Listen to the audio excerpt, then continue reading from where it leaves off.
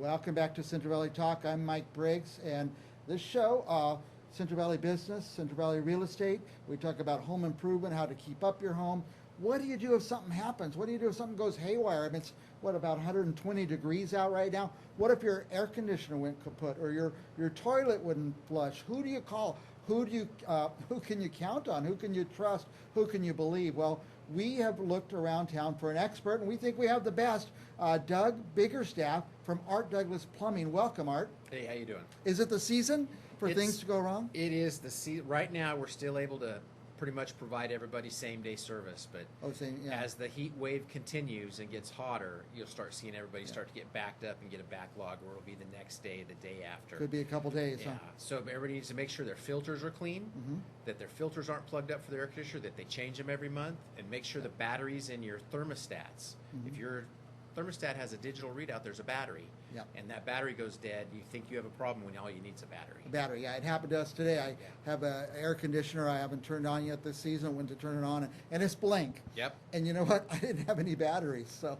Yeah, you should change those batteries just like you change the batteries in your smoke detectors. Yeah.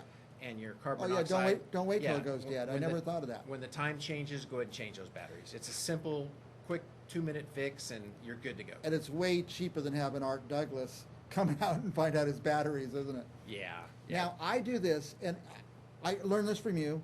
I just change my filter every month. Every month. Because they're like $2 or $3. They're not like $80. They're just first of the month, change your filter. Yeah, first of every month. And I bought a giant box of them, so it's easy, and just switch it out, and I've not had no problems. But that's the cause of problems, huh? Yeah, you'd be surprised how many times we go to a house and they have the breaker kicked or no airflow.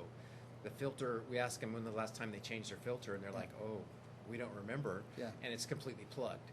I've seen them so plugged that they've sucked up into the ductwork, which overheats the system because of the airflow, and it causes the breaker to kick.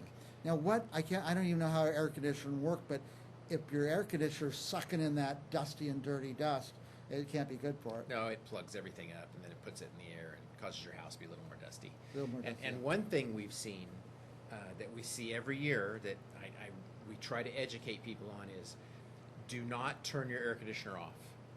So if you're saying it's going to be 114 this weekend, we're going to go to Monterey, we're going to go to Cayucas, people will actually turn their air conditioner off and leave.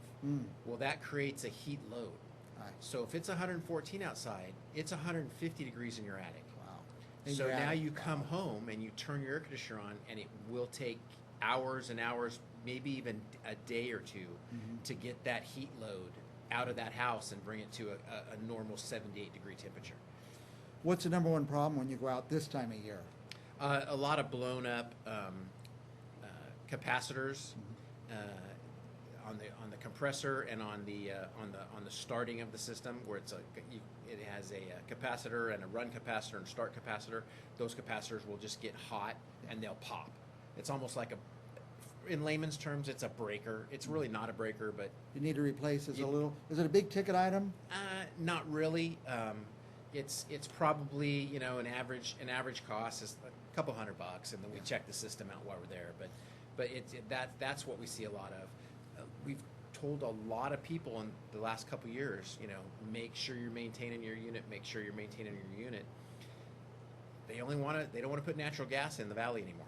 Yeah. Okay, the Air Board wants you to put all electric, and if your electrical system needs to be upgraded, we have one customer that called for an estimate, and she had one estimate from another company that was $27,000 because she needed new electrical, a new panel, and upgrades to the system. And it's getting a little crazy out there. I watch my bill. I go to PG&E, I log in, and it give me daily my usage. So gas is like $1.50 a day. Yeah. It seems really cheap and clean. I'm a big fan of natural gas furnaces. I think they're clean. I think they're efficient. We've had them for years. It's the push for the all electric. We already have a problem with the grid. We're already being told turn our air conditioners up. We're already seeing that the brownouts, which can cause problem to your compressor and your air conditioner. If we put more and more load on these systems, we need to change the infrastructure, and we need to generate more electricity. I really don't think that the valley is a bowl, and that's kind of the excuse they're using is the bowl doesn't get cleaned out. But you know, it's only going to get worse as they push more and more electrical and get away from the natural gas. Anyway, right now everybody's asking air conditioning questions, but talk about plumbing. Well, right now, surprisingly enough, we just recently had a small earthquake, and you may see it on the news. It was, you know, a couple hundred miles away, and it was only 3 or 4. Surprisingly enough, when that happens, we move here enough in the valley that you'll start to notice warm spots on your floor. And those warm spots are you have a leak in your hot water system. A lot of the track houses have galvanized pipes under the slab. And if that leaks, you now have hydronic heating when you don't want it. But you'll notice, you'll notice as you're walking around the house in the morning, maybe, on the weekend, you'll notice a spot is warm on the floor. That's a telltale sign. Could be a big leak. Yeah, that there's a pretty good leak underneath your house. Now, is that hollowing out something under your slab? Yeah, it will. It'll compact the dirt, but when you do the repair on it, you just backfill with more sand and you get it taken care of. But a lot of the older houses with the galvanized pipe, you just have to repipe the house because the pipe is so rotted out. Do you go back with galvanized or something else? No, we go back with Aquapex. Aquapex. Yeah, we use a PEX, and I hear that word all the time. Yeah. I have no idea what it is, but that's what they use now. That stuff is. I wasn't a believer because when you do this your whole life, you don't like change, but it is we only use the Aquapex brand because it has the 5-year warranty on it. We've never had an issue. We've never had an issue with a fitting, and we've done thousands of repipes. The only issue you'll ever have with plastic piping is if you have mice, field mice, or animals get in your attic, they will try to chew on it to get to the water. But I've also seen them chew through copper pipe to get to the water. So it's not copper or PEX is not going to make a difference. I had talked to a friend yesterday who says their water, when they turn it on, it's always warm because their pipes are in the attic. I didn't know they did that. Yep, a lot of places have pipes that go overhead, and when you repipe a house, you put them overhead. You put them over. And we would insulate them, which would help that. But yeah, that's that warm water that you're getting. That explains too why your ductwork's in the attic, and it gets hot. So it's fighting that attic heat to cool your house at the same time. Just like when you run your water at first, a lot of times, if your house faces the sun as it's going down, like your kitchen, you'll turn your kitchen faucet on, and you think you turn the hot water on when it's the cold. That's how much heat load the sun here creates. Now, back to air conditioning for a minute. Emergency time right now. Is there a time of the year that when it's not an emergency that people should have a checkup? Do you do something like that? In the spring and in the fall. So, when it's in the 80s, the 78 to 85, that's when you need to have your system checked out.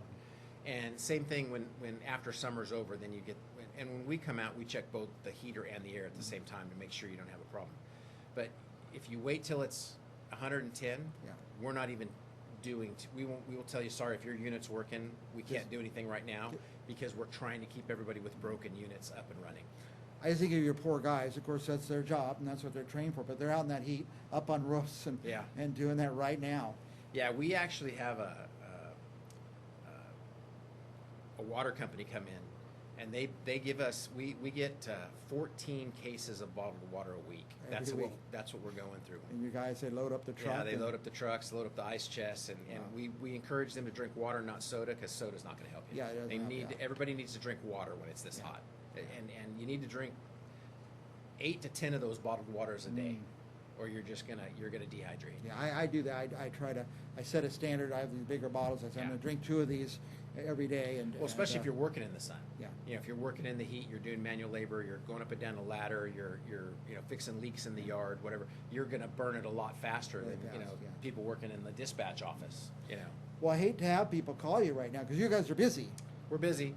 But Art Douglas is there. He's always there. Doug Biggerstaff of Art Douglas Plumbing. He's always here, and he'll be here. He was here last year. He'll be here next year. He'll be here the year after. So someone you can really count on. Since 1971. Wow. Anything else you want our viewers to know while we got them? If you have a problem, give me a holler. We'll take care of you. All right. Art Douglas Plumbing. Check out the website, artdouglasplumbing.com. I've learned stuff there by going to that website. Call them up at 559-291-7230. Correct. We will be back with more Central Valley Talk right after this.